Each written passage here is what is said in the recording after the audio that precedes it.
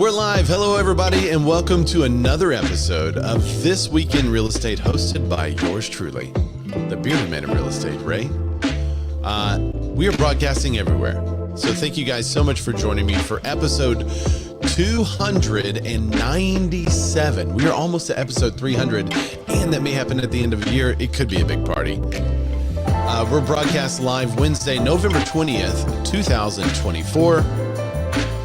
Buyers Buying in Fear and NAR Volunteers Party. That's the title of today's show.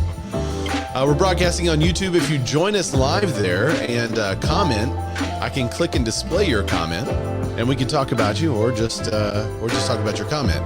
You can also join us on Facebook and do the same thing there, and LinkedIn, and we're on Twitch.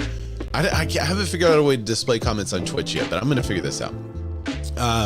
We're also broadcasting in Clubhouse, and so if you want to join the conversation and literally add your voice to the podcast, you can, just by finding the Real Estate Networking Group or Real Estate Networking House on Clubhouse. Join that and look for This Week in Real Estate podcast live. So thanks everybody for joining us. We're also broadcasting on Instagram. I see you guys join us over on Instagram. Thank you guys. If you comment on Instagram, I'll give your Instagram a shout out and tell people to say hi to you. But other than that, I can't display the comment from Instagram yet. So thanks everyone for joining. We're going to get right into it today. Wait, hang on. There's 20 seconds. Matt LaMarche, are you in the chat?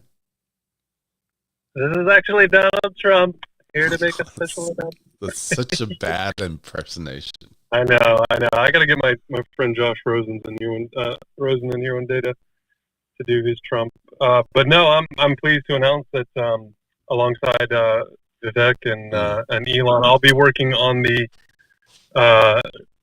DOOR, which stands for the Department of Realtor Efficiency, and we will be diving deep into the negligence and the fat cat spending of our industry.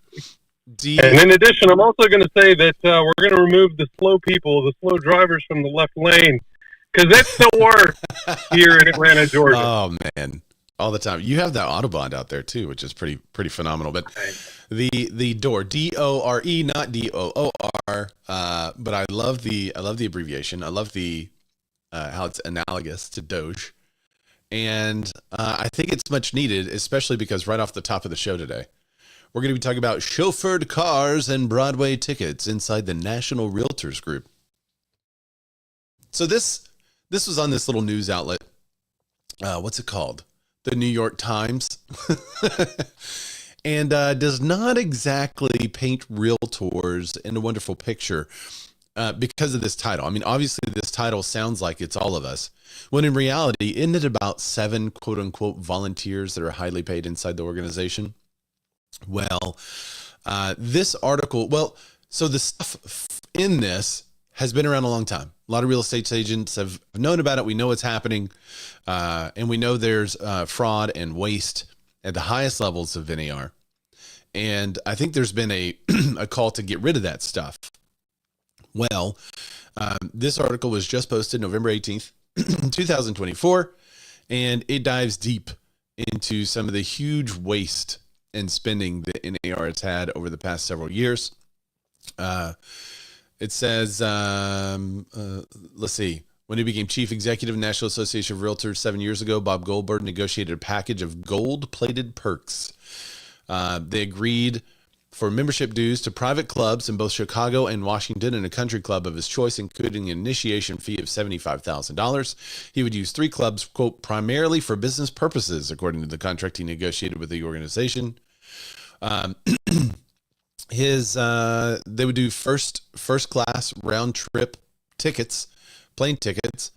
They were given a $1,500 monthly car allowance, $2,250 a month to cover utilities and insurance. Let's see. Extras came on top of a $1.2 million salary, which according to NAR's tax returns grew to $2.6 million in 5 years. Wow. Interviews with current and former employees, members, and elected leaders, as well as tax records and Mr. Goldberg's 2017 employment contract, paint a portrait of a nonprofit organization where leaders have come to expect lavish spending and benefits the day they step into the job. So this is politics, right? We know that they're doing a lot of stuff that normies can't do, that just us old soggy realtors down here, we can't really do all this stuff. But we sure send our money up to the hill, and then they do all this stuff for us and tell us that it's the best thing for us. There are subsidies in local markets for NAR overseas network of database that lists homes for sale. It talks about all this stuff. The organization has 1.5 million members. 87% of its revenue tax records show to be a member. Every realtor in the United States must pay a bundle of dues about $800 a year. That's right. NAR is not a charitable group, but a nonprofit trade organization, and such groups can fly under the radar of regulators, said Carrie Pollack, a lawyer based in Ithaca, New York, who specializes in nonprofit law. The rules are very strict, but almost never enforced, Ms. Pollack said. Trade groups and charities are governed by a similar set of laws that prohibit people who work for nonprofit from using the funds for their personal benefit. The violation is called a private inurement. Wait, I'm not saying this right. Inurement, INUREMENT. I may have heard this word before, but never seen it in text, apparently, which can occur anytime the spending in connection with a business trip or event. If an organization is engaging in private inurement and the individuals are benefiting themselves beyond what's considered reasonable, that would be grounds to lose their tax exemption status. Is there a way to like recoup some of this stuff that he spent, or are we just stuck? Quote, all expenses paid, free vacation. Mr. Goldberg is senior president at NAR for more than 20 years before he took office as chief executive in 2017. His dogs, including a miniature pincher, Tuffy, and a dachshund, Fonzie, would sometimes show up on Zoom calls, employees said. NAR would pick up the tab for the dogs. When Mr. Goldberg left his home in Clarksville, according to his contract, he traveled to the group's Chicago headquarters once or twice a month. That's good that we were paying for the pet. The most recent tax records available show that the president was given more than $400,000 in 2022. The president-elect received more than $265,000. Quote, in our industry, when we use the term volunteer, that means an unpaid person. Sure, they could be reimbursed for travel and some reasonable expense, but those are significant amounts that would look to most people like a salary. Really? Oh, they mentioned notorious ROB. That's cool. Rob Hahn. The payments and perks became an incentive for realtors to run for NAR leadership. A lot of people, you see a rise in leadership, travel allowances become an all expenses free paid vacation. At NAR conventions, former elected leaders said they were encouraged to relax when they stayed at the Montage Laguna Beach in 2021. They enjoyed massages in the hotel spa in Chicago. They got tickets to see the Cubs and the Blackhawks. New Orleans, there were more lavish dinners, sometimes with $300 bottles of wine. And then it shows a picture of a bunch of realtors partying. That's always great optics. They go into detail about the business trips, the summer leadership retreats. There was at least on one occasion where the organization curbed spending. So many NAR leaders bought Hamilton tickets that bookkeepers began tracking the cash flow a bit more carefully afterwards. Two former employees said that asking for the proper filing of receipts and cracking down on purchases for family members and leaders. Consultants and former officers, it goes into that racket, which we all know about. I hope did they go into family members? No. NAR's vice president of government affairs earned more than $1 million. Chief legal officer earned more than $967,000 and failed to defend us. Let's see. His predecessor earned 200. Oh wait, that's talking about Goldberg now. In addition, the association kept former employees on the payroll and consultants for years after they resigned. Mr. Goldberg has resigned but they're not publicly available for the tax documents for 2023. But on his LinkedIn profile, Mr. Goldberg now identifies himself as an executive consultant for the association. Good. So we can just keep paying him and shoveling him money. So then it goes into the most recent sexual harassment and the settlement and everything that we've been talking about on this show for a long time. So many realtors say there's, yeah, this is understatement. Many realtors say they're already feeling squeezed and have received little in return. For a long time, realtors were told you have to pay these dues. It's mandatory, but NAR is looking out for you and protecting your interests, said Mr. Hunt. So when NAR gets its ass kicked in every lawsuit and then throws brokers under the bus, like, what am I paying for? 100%. All right. So I know that was a long summary of this article. I appreciate Rick figuring out a way to send it to me from behind the paywall too, because they definitely put this up behind the paywall very quick, but somehow Rick was able to get it to me. So I appreciate that, Rick. Matt, how do you curb this spending? Because I'm going to play devil's advocate with you guys on this. I know we want to curb this spending, but how would you do it? What would be the first thing to cut, Matthew? Okay, so having been involved in our local and state associations, I know that there are some, budgetary things that our local and state associations are handling, and I know that there's people at the national level that are definitely owed some, let's say, what's the right word here? Allowances, maybe. I think the problem for me is that some of these events are so massive, and some of them are so frequent, especially when you're on the board, that to me, like right now, we're not in the greatest light of most consumers, if you will, and I don't feel like the association has done the best job. Now, had we, maybe won and not settled, I think there may be more justification for some of this, but to me, it's like, well, you just lost. And these attorneys took 30% or more, probably, is my guess.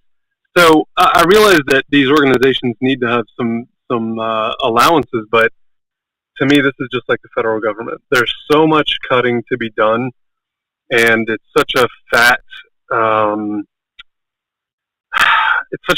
body that it's going to take, I think, years to correct this type of stuff, unfortunately.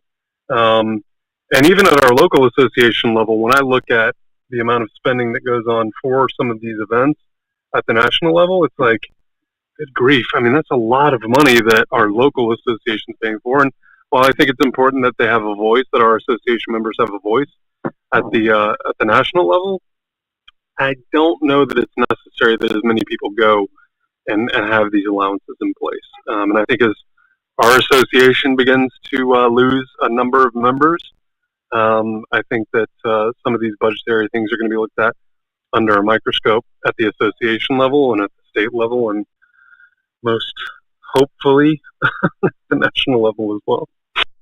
Yeah, it seems like the reason why it feels so closely tied to the federal government, in my opinion, is because it is.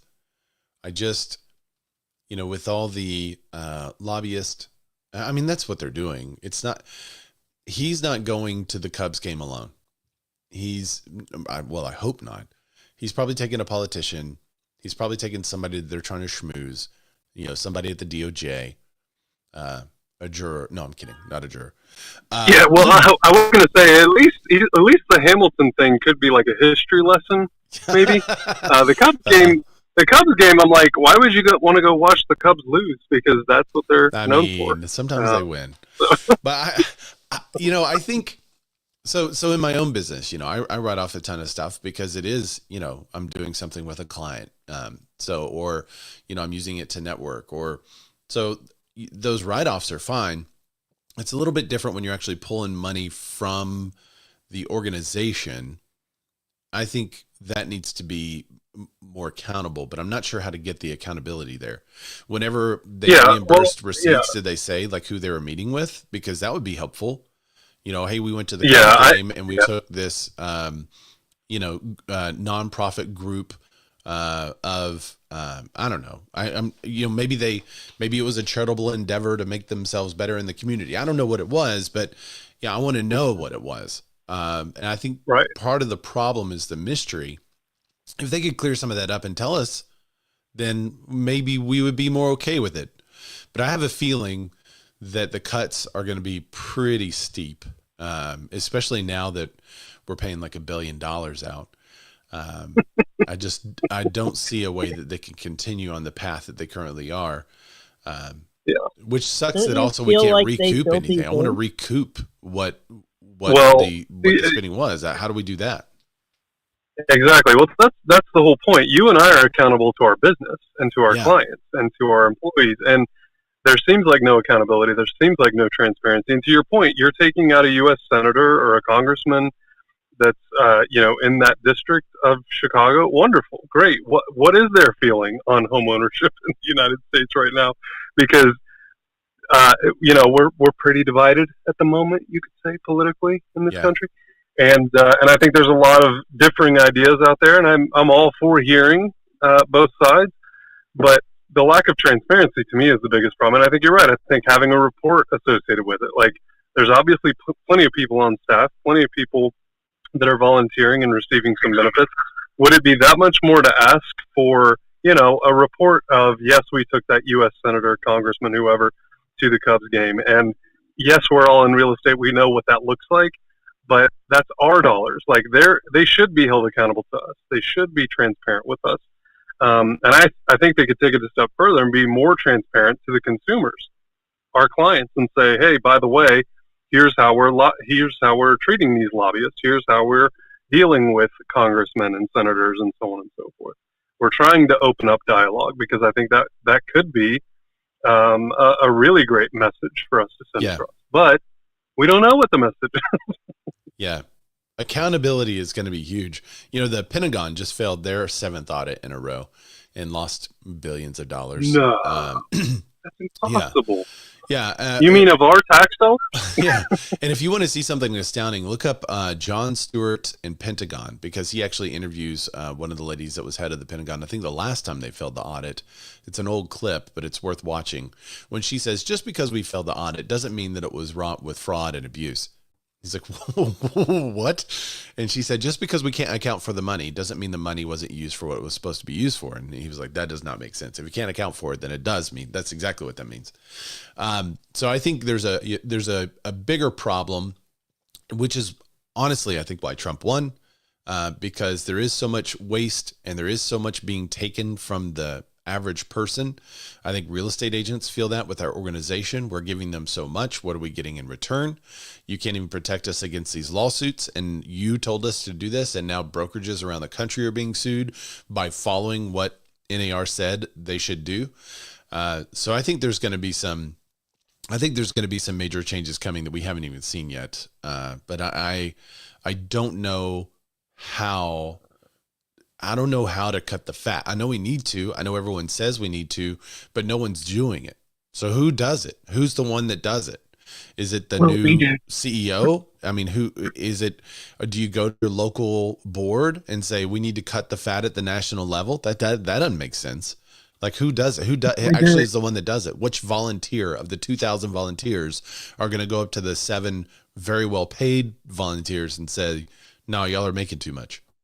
I mean, I think are we the only revenue for the organization is one curiosity that I have. And who's going to cut the fat? I mean, the revenue stream, if membership is the primary source, is got to be dropping real fast. And I don't know that they can save it, or maybe it's too big to fail. I don't think it's that big, but that's a good point, Jack, because I think that because the membership will be affected one way or another, and I don't know about you guys, but like here in Georgia, when you get a real estate license and you renew, it's every 3 years. So it may take 2 or 3 years for some of this to kind of, flesh out a little bit. But I think that at the end of the day, if you have less members, your budget's going to be impacted.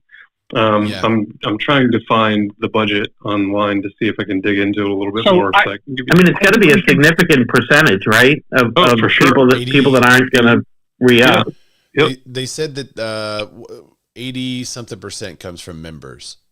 So the other 20-ish% is not, they make money from non-members. I don't know how, but. And is there something in the bylaws that the membership can pull some strings to bring accountability in? Because there's no doubt that it needs to be torn down and rebuilt. There has been no doubt that this has needed to happen before the settlement, but nobody's been able to do it.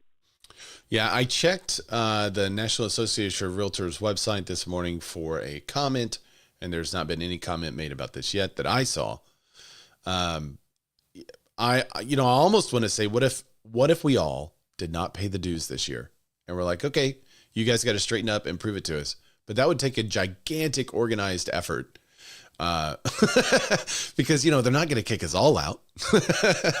But if only 100 people did it, yeah, they'd kick 100 people out. So being able to organize the effort that would cause them to wake up, I think that's an issue.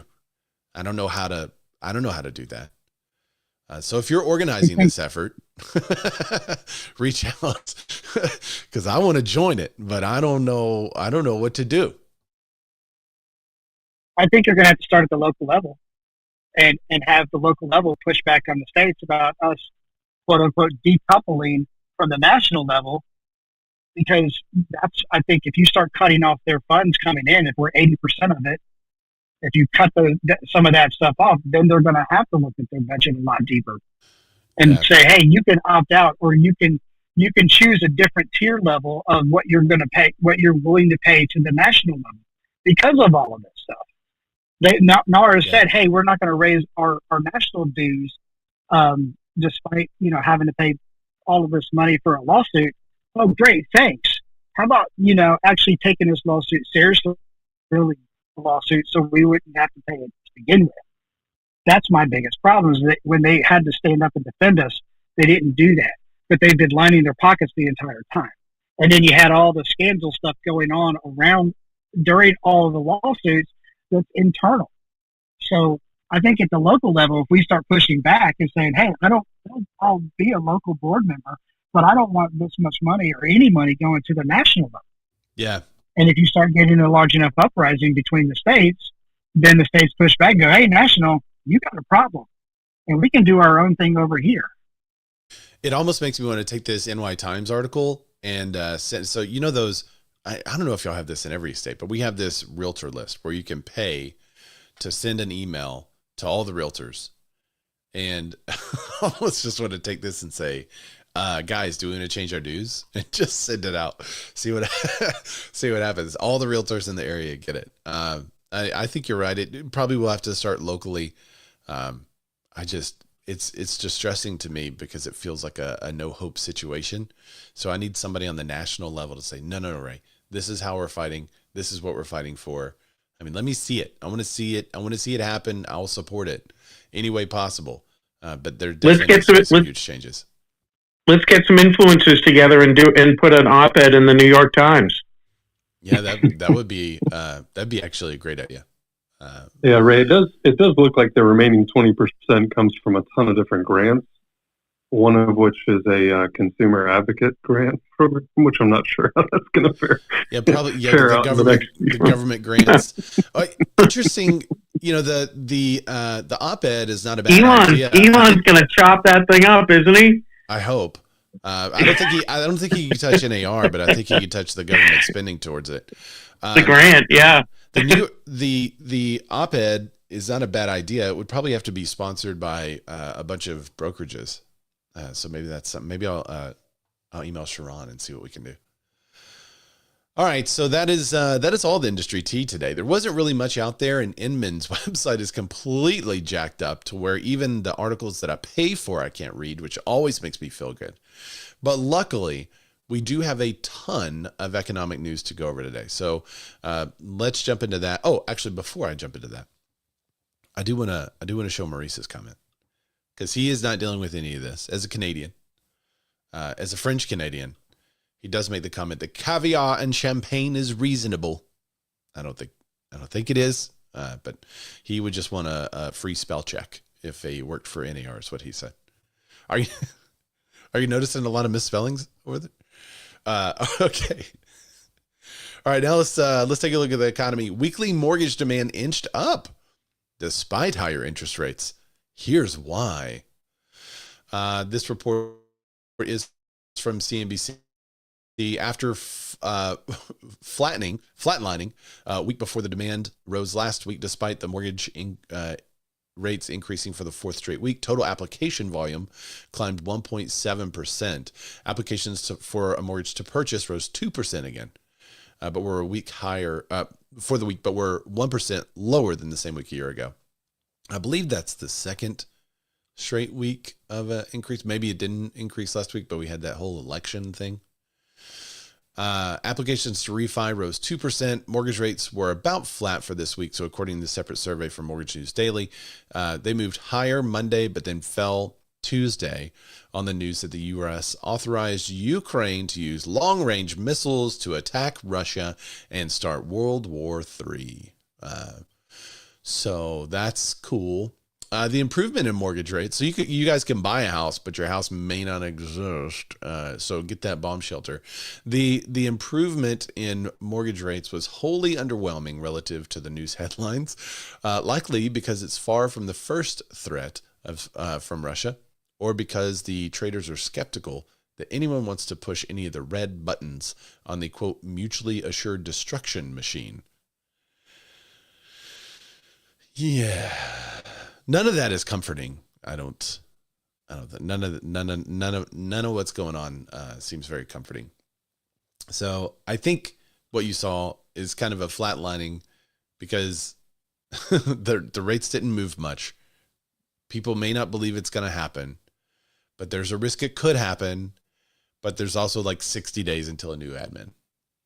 And I think people are hopeful that some peace can be worked out. So we shall see. Moved by fear. This is the title. This is where the title comes from. Well, this is actually two articles. Like 18% of home hunters say safety in crime is a reason they're moving. 14% cite climate risk. So I want to know from you guys, real estate agents on the call, if you're a consumer on the call, I want to know from you, what are you looking at that is making you move? Because 18% of people say crime and safety, 14% say climate risk.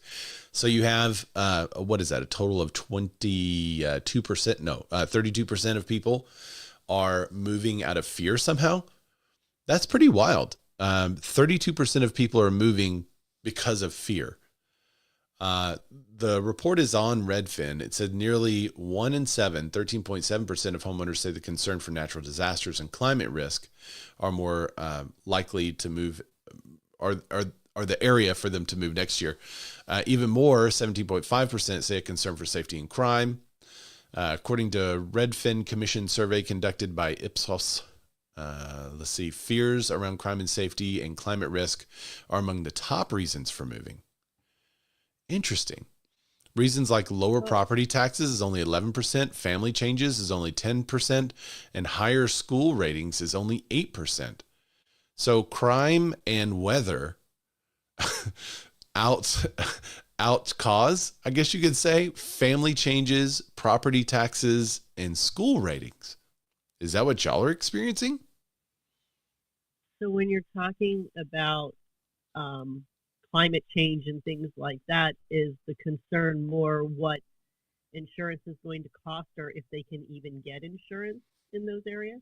It could be the rising cost of insurance in the areas where we've been able to use the climate change data to increase the cost of the insurance, make insurance companies a little more money.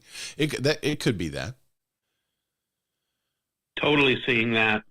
As I live right on the water's edge up here north of Boston, this is the first year that our town has seen people apply for tax abatements because of the increased flooding occurrences and sort of level of water, and it's having a significant impact on properties.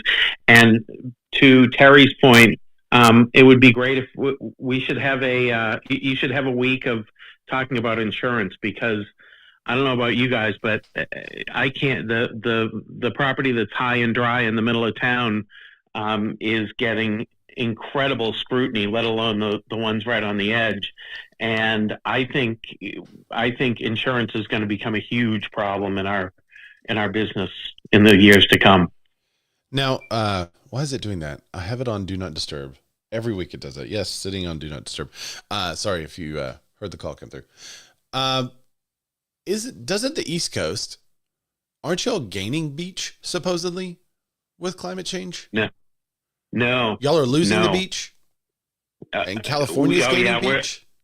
So the North Shore of Boston is all ledge and South Shore is all beach, and we're losing ground rapidly.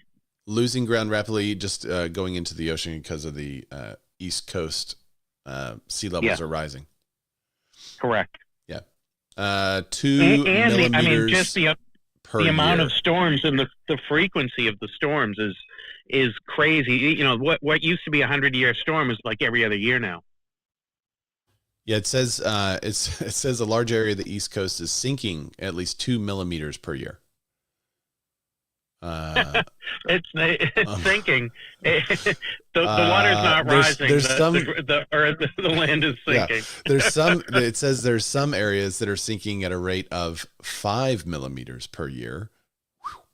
So you may not, when you dip your toe in the water this year versus next year, it may cover your whole toe. Versus just the 3/4 of your toe. No, it's obviously very slow. I mean, this happens over thousands and thousands of years. Interesting though that we're seeing on this chart here. It says women homeowners and younger generations more likely to cite fears and reasons for moving. Women 20% have a concern for safety and crime. Natural disasters only 10. Men 13.8% say safety and crime. 17.3% say natural disasters and climates. So men are more afraid of weather. Women are more afraid of men. No, just crime and safety. It's like a gorilla man gun. Anyway, homeowners say they're 20% moving for crime and safety, and 17.4% say natural disasters. That's about 37% of people who own homes are moving for those two reasons. That's a lot. I mean, there's some other numbers there for Gen Xers and boomers and millennials. The highest is Gen X. That's on crime, and then 19.2%. The highest on the climate risk is, I guess you would expect that, millennials, 15.2%. They're the ones that have been preached to the loudest throughout their school years. Okay. Out of fear. There's another article. Oh, man. There it is. Okay. It said my connection was interrupted. There it is. Homes with low natural disaster risk are rising in value faster than homes with high risk for the first time in over a decade. Is this also what you're seeing, Jack? Oh, wait. Hang on. Where is Clubhouse there? Is Clubhouse there? Oh, yeah. Okay. My phone shut down and came back on, and it was still there. That's crazy. All right. So, Jack, in your area, homes with a low natural disaster risk, are they rising in value faster than homes with high risk?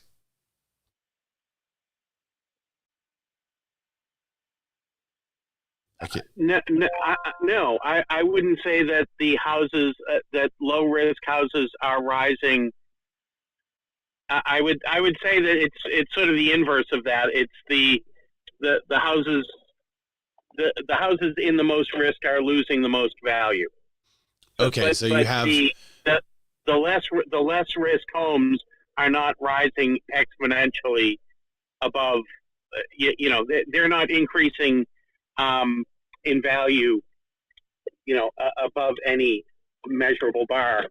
But there's significant loss of value in more prone to flood hazard areas. That's interesting. So it's not necessarily that you're seeing an increase in value in the others. You're just seeing a decrease in value in the ones that do have a higher risk of flooding and natural disasters, et cetera. Correct. Yes. All right. So this is what the article from Redfin says. The total value of U.S. homes facing, quote, low risk of extreme heat is up 7% to 17.7 trillion. The total value of homes facing high risk is up 6.3%. So this, so this says that both are up, but one is up more than the other. The total value of homes facing a low flood risk is 6.7. The value facing high is 6%. So again, 0.7 difference there. The total value of homes facing low fire risk is 6.6. The total value of facing high risk is 6.4. So it's a 0.2 difference there. So it's okay. It seems like it is a concern when you put it on a chart or graph, but you're talking about, that's got to be within the margin of error, a 0.7%, 0.2%. It seems relatively flat, to be honest. I think we may be seeing some micro nuances in very localized terms, where you're seeing some very local things happening, like you're talking about, Jack. A home that is in immediate risk of something is definitely more prone to losing value, while homes that are not at necessarily any risk are just kind of maintaining their value. I think we forget, but a 3 to 6% appreciation per year is kind of normal for a good area. Low risk homes are gaining value faster than high risk ones, is what the report says, and you guys can see the charts there. The fact that this is happening across risk types and thus across the country is some of the best evidence we have that climate change is impacting people's home buying decisions. I think what Terry said is probably more accurate. It's not necessarily climate change. It's the cost of the climate change data. If you recall, I just want to bring this up one more time, because it was 2 years ago, where we did a report that said how they calculate insurance is going to change. We did this report, we covered it, and the article said that in the future, instead of using historic data like the 5,000 or the 500-year floodplain, 100-year floodplain, instead of using historic information to then calculate insurance cost, they would use future casting based on climate change data, the insurance cost. And if, you take Al Gore's climate change data, who said about 20 years ago that in 20 years, the U.S. would not exist and we would all be flooded, then obviously the insurance cost for that climate change scenario is going to be super high. Now, I'm just using that because you can illustrate the absurd by showing the absurdity. If you take a climate change data from a scientist that says, no, this is going to happen over several 100,000 years, if we're even still here, which that data is there. Some people argue with it, but that is what science is, right? You have one opinion, you have another opinion, you hypothesize about these opinions, and you duke it out and you debate it. So there are others that say, no, it's not happening at that rate. And the math calculations that are being used to calculate the exponential increase are actually leaving out the entire ocean and the CO2 from that and some other stuff. So if you're looking at their data, then insurance costs would almost be levelized. And you wouldn't properly account, in that case, for the historic floodplains. So we said at the time that they made the change, we don't like it. They've made the change. Insurance costs have skyrocketed.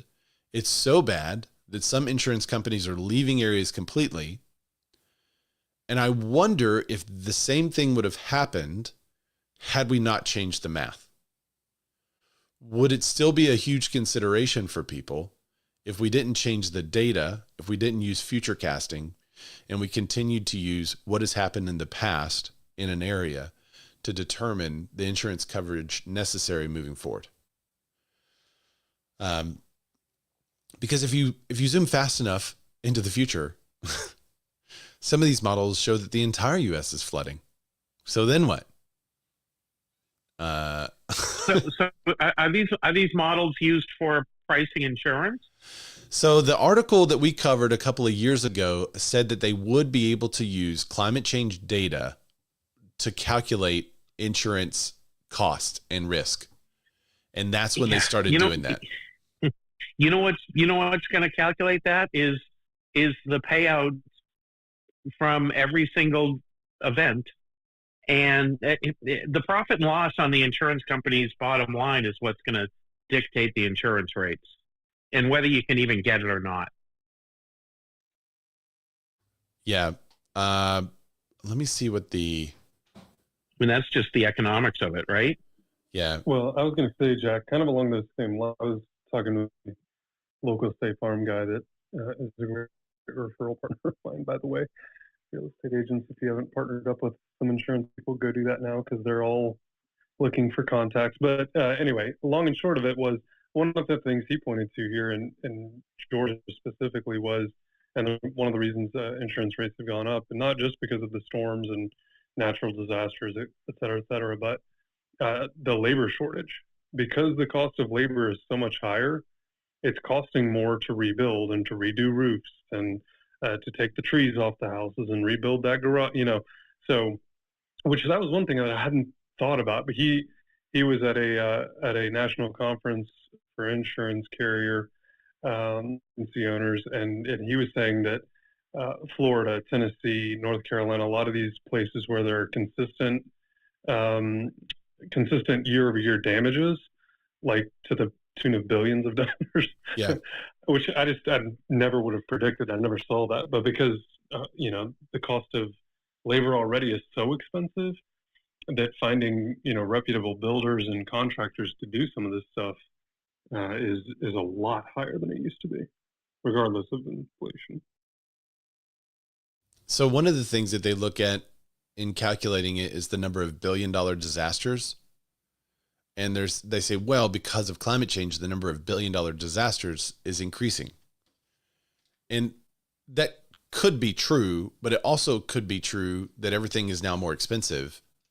And so because the cost of stuff is more expensive, you have an exponential increase already in the billion-dollar disasters, right? I mean, if homes went up 50% and 60% in value in 2021 and 2022, is there any wonder why the cost, there's more $1 billion disasters in 2023? No, I mean, that's obvious. There were definitely competing components to that, to that data point. However, you can look at the frequency of 100-year storms. Yeah. And it must have, it's got to be going through the roof just from what I see here. Just look at the actual storm incidences and not the cost incidences. Yeah. But the cost is what insurance looks at. So if you have a 50% increase and a 60% increase in home values, then you have to have a gigantic increase in the cost of insurance around that same time period. But I don't, that's almost a doubling. It should double, right? But I think we're seeing in some areas a more than doubling. We're seeing in some areas insurance companies completely pulling out. So I'm not sure where it's going to lead, but I think it leaves a hole for someone that is going to come in and cover these areas. We'll just have to see. The worst part is having a loan. If you have a loan, you have to have insurance. So at what point does that become an issue for the lender and not the buyer?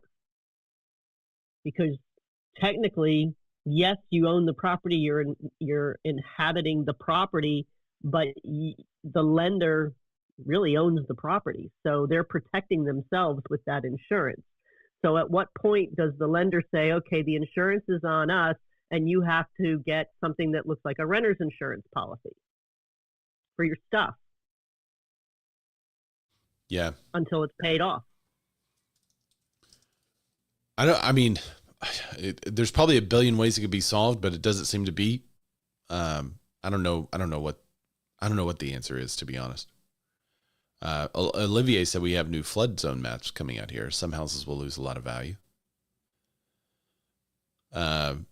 Elizabeth Nightingale said the NFIP seemed to have, quote, socialized the flood insurance rates. More risky properties are paying a bit less. Less risky properties have a rate increase. Yeah, we did cover that happening as well. they made an adjustment that spread that risk over more properties or more people paying in. Let's see. I'm not going to post that, Matt. Come on. I can't post it. I can't post. Let's see. When I get into the office, I'll stop natural disasters, says Matt LaMarche, head of DORE, DORE. He said he's going to fix FEMA too. Yeah. Well, just make sure that they go to all houses. That would be a good start. Miss Callie Coco. I mean, if you guys don't know this, now there's 3 verified reports, in 3 different states, by the way. Miss Callie Coco. Who are you, Miss Callie Coco? She says, good point. Hillary Kerchief says, we're having people move to Nashville based on the fear because they're moving from other states and didn't understand that their area was rapidly gentrified and still has a lot of crime. We're Matt LaMarche over on Instagram said changing politics is still a strong reason. We are also seeing that. We're seeing people move from the West Coast primarily and move into Arkansas because of changing politics. And they want a little bit more freedom. I don't know. I don't know if that's going to still. LaMarche? No, he's just. Is that a different Matt LaMarche? It's Instagram, Matt LaMarche. LinkedIn, YouTube. Yeah. You got to juice the algorithm, Jack. I mean, I appreciate all the views from all the different places. Is what it's. The reverb in his office is crazy. I never thought about that. The slight delay from all of them. Slight delay from a slight delay for a slight delay from. Yeah, that's what he's listening to. All right. Well, here's another article kind of about the same thing. Homes in Florida sink amid hurricane recovery. Oh, I think that's obvious. A big area was hit with a hurricane. I think you're going to have a slowdown in the number of people that are looking to purchase. So that's probably normal. But there's the chart and the report on Redfin. It says some Florida metros have seen sales start to recover after the hurricane. So that's good news. In Tampa, pending home sales fell as much as 32.2% during the 4 weeks on October 20th. Now they're down only 7.2% year over year. So it hasn't like recovered past. We're not seeing a makeup of 32% in home sales now occurring, but we are seeing people come back to the market. Home prices rose 0.5% in October, marking a consistent year of growth. Again, from Redfin. Redfin went on an article spree this week, by the way. They published 9 articles in a week. Normally they do like 3. So I don't know what got into them, but they were writing up a storm. I don't know if they got some new writers or what. U.S. home prices grew 0.5% from a month earlier in October, seasonally adjusted basis. I'm sorry. I was just matching September's increase. On a year-over-year basis, they rose 5.9% to the lowest annual increase since December. The Redfin Home Pricing Index is got this swirling logo of death. It's not comparing it to the Case-Shiller right now for some reason. And then they have the month-over-month national that is. It pretty closely follows the Case-Shiller index. It seems like the Redfin index is a little more volatile than the Case-Shiller. Case-Shiller is a little more flatter, but they're still all over the place lately since 2020. Metro level summary of Redfin Home Price Index. We can see right up at the top. Atlanta, Georgia, 4.66% is the year-over-year increase for Atlanta. Anaheim, California is at 9.52%. Some of the bigger ones to mention: Chicago is at plus 13%. Cleveland's at plus 10. Detroit's at plus 15. Milwaukee's at plus 10. Nassau County, New York is at plus 11. New York is at plus 9. Newark, New Jersey is at plus 11. And Philadelphia is at plus 11. Those are the biggest jumps.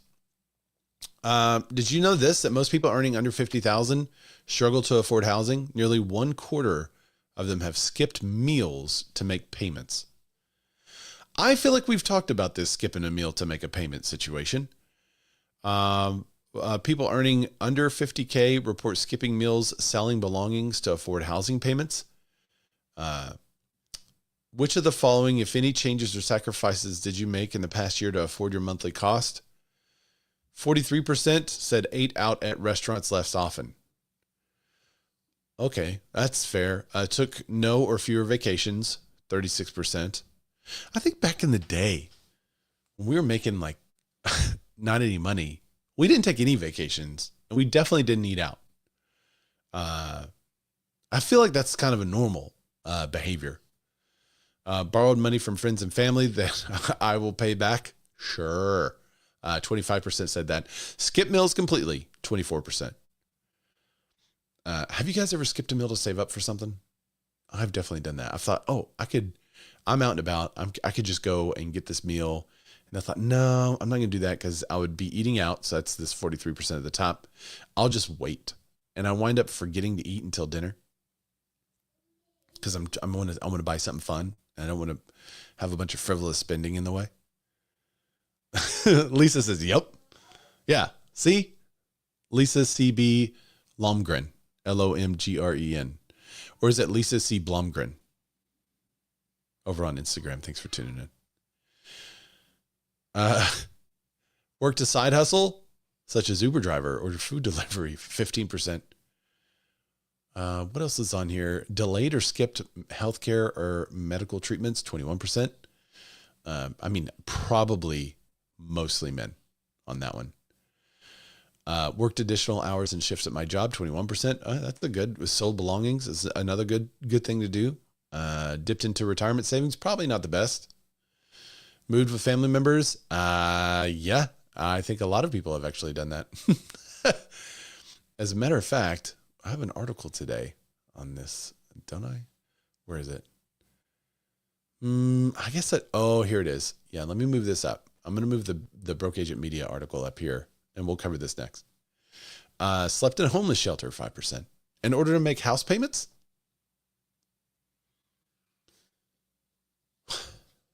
How does that work? Riddle me that.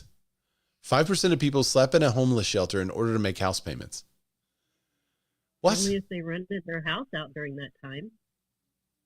I don't get that. What?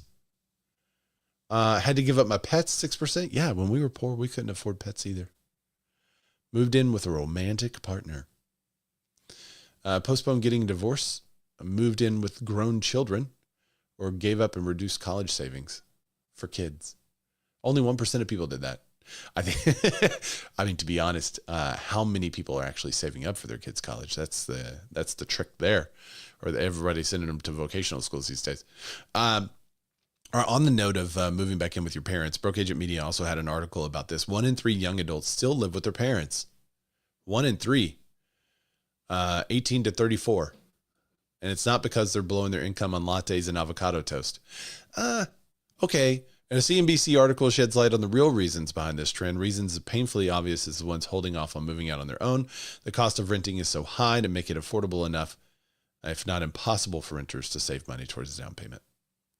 For most of the millennials and Gen Z, staying with their parents under their parents' roof is not about living a high life while letting their parents cover the household bills. It boils down to the high cost of living. It's tough. That's tough everywhere. There's a case study, talks about anecdotal evidence of this. Economic impact of the trend. While living with family has its benefits for the young adults, it does have an impact on the overall economy by reducing household formation, as well as the average amount of consumer spending per individual adult. That's interesting. According to a 2017 estimate by the Federal Reserve, young adults who move out of their family home spend roughly $13,000 more per year on housing, food, and transportation. So if you want the economy to get rolling, you got to get kids to move out. Existing home sales post its biggest increase in nearly... Wait, hang on. Let me go back to this. Hillary said donated plasma to make house payments. Yeah, there you go. That's good. Existing home sales post biggest increase in nearly 3 years. So it's up 1.6%. Woo! That's the biggest gain since January of 2022 in seasonally adjusted annual rate. They climbed 1.7% year over year to the first annual increase since November 2021. The median home sale price increased 5.2% year over year to 435,000, 13. Or I mean, what? I'm just gonna skip that. 435,000. I keep reading ahead. If you guys are like, man, I'm tired of him mispronouncing stuff, I just got to slow down because I keep reading way ahead of where I am, and sometimes my numbers get missed. Home buyers came off the sidelines with mortgage rates dropped out, but now that spiked back up and things have slowed down again. That's partly because not all buyers who came off the sidelines actually locked in a rate. So now they're saying, well, I got to wait now because I'm getting quoted 7%. I thought rates were closer to 6%. Yeah. We've seen that happen. We had a couple of buyers that were ready to go at 6%, and then when rates spiked up to 7%, they're like, oops, hang on. Matt Lamar said, I hear Scap was caddying for his best realtor friends. I could see that. I mean, it gets tight for appraisers out there. Just don't listen to his advice because it's not good. I mean, well, if you're beating him, it's got to be. Yeah. Says the guy that had to hire me to actually give you an actual valuation on a property because you can't do it yourself. It's called good cop, bad cop. Oh, yeah. That's good cop, actually, I use that actually. All right. So home tours and mortgage locks are bouncing back.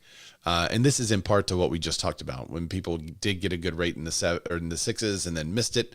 Now, anytime they get that rate to drop back into the 6s, we do see some people locking in. We also see people coming back to the market after the election.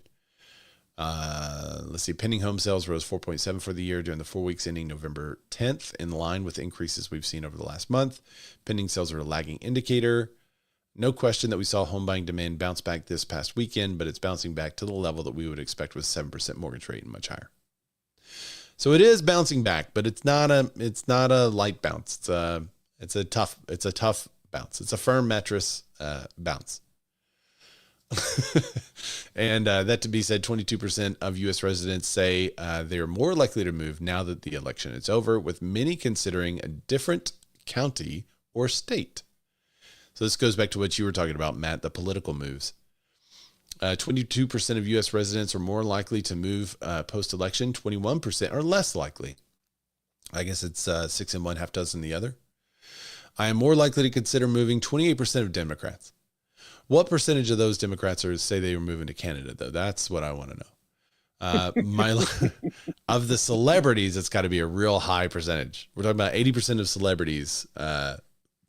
My likelihood to consider moving has not changed, said 55%. I am less likely to consider moving, said 17%. Republicans said 16% are more likely to consider moving, and 64% said their likelihood of moving has not changed. 20% said they're less likely. And then it breaks down the male, female. Let's see if there's any wild stats in here. 55 plus said my likelihood to consider moving has not changed. 71% of them say that. That's a high number. The lowest number on there for likelihood, I'm more likely to consider moving. The highest, who's the most likely to consider moving? I guess this renters at 29%. And then the group from 18 to 34 is 34%. This group from 18 to 34, though, didn't we say that was the group that's also living with mom and dad right now? So we could have a large portion of that statistic being people that are ready to move out if they can get homes that are more affordable. And then last but not least, Redfin has its take on the way too early take on what Trump's reelection could mean for housing. We're just going to hit these high notes. We hit these every week. Every time somebody publishes one, we would have done the same thing if the other party had won. So just FYI. They will, several of the news outlets and stuff will put these out over time in the next several months. High rates and high demand. Redfin says it's far too early to say whether the increase in flash is a flash in the pan or the start of a new trend, but any increase already flouts the laws of gravity. Rates on a 30-year mortgage rose from 6.2% October 1st to 7.13% the day after the election in anticipation of Trump's reelection and possibly of higher tariffs, which can raise prices on imported goods. The rise in rates, stuff it.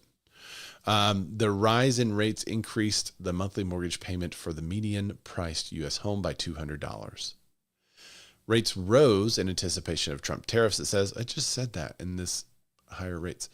November 8th, it had eased slightly to 6.92%, but Treasury bond yields indicate that the market believes that rates on mortgage rates and other loans are unlikely to change over the next year. Historically, high sixes is going to still beat the eights, which are the average. But hopefully you also see more people making more money here, and that becomes more affordable. A perfect storm of home affordability. But what if demand and rates are high? The bizarre pricing could set a major challenge for the president-elect. Let's see. For people that want to buy a home in 2025, even the cost of doing so keeps rising. Almost all other inflation is mostly already fallen near the 2% target that the Federal Reserve considers ideal, except for home prices. Memo to the real estate developer in chief: more housing, please. I don't know. I mean, why didn't they cover this? This article was apparently written by Glenn. Is he out of the loop on everything that Trump said he would do to cut the red tape and make it easier for people to develop and build houses? It said, this is why we need a government to invest in a new American dream. The young voters, after years of their parents living in their basement, swung to the right this election. We'll expect President Trump to act as America's real estate developer in chief and build housing that they need. He could do this by setting aside well-meaning regulations on home building, which is exactly what he said he would do. Interesting. These rules are set by the state and local governments, but the federal government could create a strong incentive for states to adopt simplified and consistent housing regulations, which is in the plan. Maybe this was written a little. What day did it publish? It published November 13th. The plan was already out at that time, so maybe you just missed it. No, he's fake news. He's so fake. Matt LaMarche. He's fake news. That's my best Trump impression. All right, you got 4 years to work on it. I know, I'll work on it. We got to do a little bit of trolling. We do a little trolling. It's called we do a little trolling. No, I don't know why is this in this also Rand memo, as if he's like sending this memo to Trump, as if Trump hasn't already announced that that's what he's going to do. That's dumb. I mean, just announce it. Say, yeah, this is what he said he's going to do. And so we anticipate an increase in inventory. And with an increase in inventory, you're probably going to see home prices stabilize. Homes become a bit more attainable, affordable. I don't know. It makes me think there's ulterior motive in his writing here. And that's it for the show today, guys. That's all we got. So look at that, right at 1:05, just over an hour. I appreciate everybody joining me today. Hopefully the audio and people can, I think oh my gosh. I think everyone can hear. I don't know if you can hear that, but that's crazy. I got to figure out what's the problem here, because it's on focus. It's on do not disturb. And yet I still keep getting calls. I'm going to contact Apple about that, but thanks everybody for joining the show. Like, do you have Clubhouse on? Screen unlocked? I have Clubhouse on. Screen is unlocked. It is set on, let's see, wait, let me drop this down. On my computer and on my phone, it says do not disturb is on.